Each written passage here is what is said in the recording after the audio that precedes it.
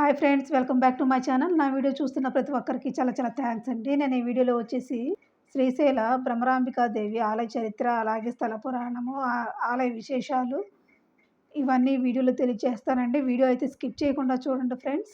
శ్రీశైల క్షేత్రం ఎక్కడ ఉందో తెలుసుకుందామండి. ఆంధ్రప్రదేశ్ రాష్ట్రం నంద్యాల జిల్లాలోని ప్రసిద్ధ శైవ క్షేత్రం అన్నమాట. నల్లమల్ల అడవుల్లో కొండగుట్టల మధ్య ఉన్నటువంటి శ్రీశైల మల్లికార్జున పవిత్ర క్షేత్రం ద్వాదశ జ్యోతిర్లింగాల్లో ఒకటనమాట అండి. శ్రీశైల భ్రమరాంబిక క్షేత్ర స్థల పురాణం అయితే తెలుసుకుందామండి. స్కంద పురాణంలోని శ్రీశైల ఖండ ప్రకారం పూర్వం అరుణాసురుడు అనే రాక్షసుడు లోకకంటకుడు అందరినీ బాధిస్తూ ఉండేవాడండి. ఒకసారి అరుణాసురుడు గాయత్రీదేవిని ఉపాసన చేసి అమరత్వాన్ని ప్రసాదించమని కోరుకుంటాడు. కానీ అందుకు గాయత్రీదేవి బ్రహ్మదేవుడు మాత్రమే అమరత్వాన్ని ప్రసాదించగలడు అని చెప్తుంది. అప్పుడు అరుణాసురుడు బ్రహ్మదేవుని కోసం ఘోరమైన తపస్సు చేస్తూ ఉంటాడండి. దేవతలంతా బ్రహ్మదేవునితో లోకకంటకుడైనటువంటి అరుణాసురుడికి అమరత్వం ప్రసాదిస్తే ముల్లోకాలు అల్లకల్లోలం అయిపోతాయి కాబట్టి అతనికి వరం ఇవ్వద్దని ప్రార్థిస్తారు. చివరకు అరుణాసురుని తపస్సుకు మెచ్చి బ్రహ్మదేవుడు పుట్టిన ప్రతి ప్రాణి గిట్టక తప్పదని వేరే ఏదైనా వరం కోరుకోమని అంటాడు. అప్పుడు ఆ రాక్షసుడు తనకు 2 కాళ్ళు 4 కళ్ళతో సంచరించే ప్రాణుల ద్వారా మరణం రాకూడదని కోరుకుంటాడు. బ్రహ్మదేవుడు అలాగే అని వరమిచ్చి అంతర్ధానం అవుతాడు. వరగర్వంతో రెచ్చిపోయినటువంటి అరుణాసురుడు దేవతలను మానవులను ముప్పుతిప్పులు పెడతాడండి. ఇంద్రాది దేవతలను జయించి స్వర్గాన్ని కూడా ఆక్రమించుకుంటాడు. అప్పుడు దేవతలంతా పార్వతీదేవిని ప్రార్థిస్తారు. లోక కళ్యాణం కోసం పార్వతీదేవి 6 కాళ్ళ భ్రమర రూపాన్ని ధరించి అనేక తేనెతీయాలను సృష్టించి వాటి సహాయంతో అరుణాసురుని సంహరిస్తుందండి. ఆనాటి నుంచి పార్వతీదేవి భ్రమరాంబికాదేవిగా శ్రీశైలంలో వెలిసి పూజలు అందుకుంటుందండి. ఇప్పటికీ మనం శ్రీశైలంలో అమ్మవారి ఆలయం వెనక భాగంలో ఉన్న గోడకు చెవి ఆనిచ్చి గనక ఏకాగ్రతతో వింటే జుమ్మని భ్రమర కీటకనాదాన్ని వినవచ్చనమాట.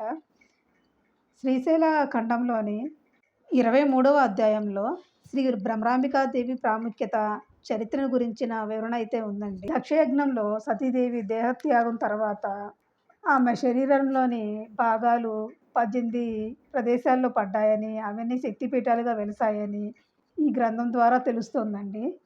అందులో ముఖ్యమైన మెడ అంటే గొంతు భాగం పడిన ప్రదేశమే శ్రీశైల భ్రమరాంబిక క్షేత్రంగా శక్తిపీఠంగా విరాజిల్లుతుందండి.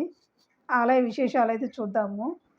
శ్రీశైలంలో మల్లికార్జున స్వామి ఆలయానికి వెనక ఎత్తైన ప్రదేశంలో భ్రమరాంబిక ఆలయం ఉందన్నమాట. ఇక్కడ దేవిని పరాశక్తి రూపంలో పూజిస్తారండి. గర్భగుడిలో ఉన్నటువంటి భ్రమరాంబ ఉగ్రరూపిణి భయంకరంగా కనిపిస్తుందండి. 8 చేతులతో ఆయుధాలతో కనపడుతుందన్నమాట. మహిషాసుర మర్దిని రూపంలో భ్రమరాంబ దర్శనమిస్తుందన్నమాట. అయితే ఉత్సవాలలో ఊరేగించే దేవి సౌమ్య స్వరూపిణిగా ఉండటం విశేషమండి. గర్భగుడిలోని విగ్రహానికి సందర్శకులు పూజ చేయడాన్ని అనుమతించరన్నమాట. గర్భగుడి ప్రవేశ ద్వారం దగ్గరే భక్తులు శ్రీచక్రానికి, కమలపీఠానికి కుంకుమ పూజ చేస్తారండి. ఇక్కడ ఉన్న కమలపీఠం మీద కూర్చొని భ్రమరాంబికాదేవి తపస్సు చేసిందటండి. ఆలయ చరిత్ర కూడా చూద్దామండి. దట్టమైన నల్లమల అటవీ ప్రాంతంలో భౌరాపూర్ చెరువు దగ్గర వెలిసినటువంటి భ్రమరాంబ అమ్మవారికి చాళుక్యులు, రెడ్డి రాజులు, విష్ణుకుండినుల పాలనలో దేవాలయాన్ని నిర్మించారని ఆలయ చరిత్ర ద్వారా తెలుస్తుందన్నమాట. ఆదివాసీల సోదరి అయినటువంటి భ్రమరాంబికను పరమేశ్వరుడు వివాహం చేసుకోవడం వల్ల చెంచు గిరిజనులు ఈశ్వరుణ్ణి బావగా పిలుచుకుంటూ అత్యంత భక్తి శ్రద్ధలతో పూజిస్తూ ఉంటారండి. మహాశివరాత్రి రోజున పూర్వకాలం నుంచి చెంచులే ప్రత్యేకంగా శివపార్వతులకు కళ్యాణం చేసే పద్ధతి నేటికి కొనసాగుతుందన్నమాట. శ్రీశైల మల్లికార్జున భ్రమరాంబిక ఆలయాన్ని పాండవులు, శ్రీరాముడు లాంటి పురాణ పురుషులు సందర్శించి పూజలు చేశారని ఆలయ చరిత్ర చెబుతుందండి. శ్రీశైల ఆలయాన్ని రక్షించడానికి కొంతమంది రాజులు ఆలయం చుట్టూ కోట లాంటి నిర్మాణాన్ని నిర్మించారు. 4 వైపులా 4 పెద్ద ద్వారాలు, సుదూరానికి సైతం కానవచ్చే బ్రహ్మాండమైన 4 గోపురాలతో అత్యద్భుతమైన రీతిలో ఈ దేవాలయ సముదాయాన్ని అయితే నిర్మించారన్నమాట. ద్వాదశ జ్యోతిర్లింగాలలో ఒకటిగా అష్టాదశ శక్తి పీఠాలలో ఒకటిగా విరాజిల్లుతున్నటువంటి శ్రీశైలాన్ని నవరాత్రుల్లో దర్శించడం అత్యంత పుణ్యప్రదము, సౌభాగ్యదాయకం అనమాట. పూజోత్సవాలు ఎలా నిర్వహిస్తారో చెప్తానండి. భ్రమరాంబిక ఆలయంలో ప్రతినిత్యం శాస్త్రోక్తంగా పూజలు జరుగుతాయి. ఆషాఢ మాసంలో అమ్మవారిని శాకంబరిగా అలంకరిస్తారు. అలాగే శ్రావణ మాసంలో పసుపు కొమ్ములు, గాజులు, చీరలతో అలంకరిస్తారు.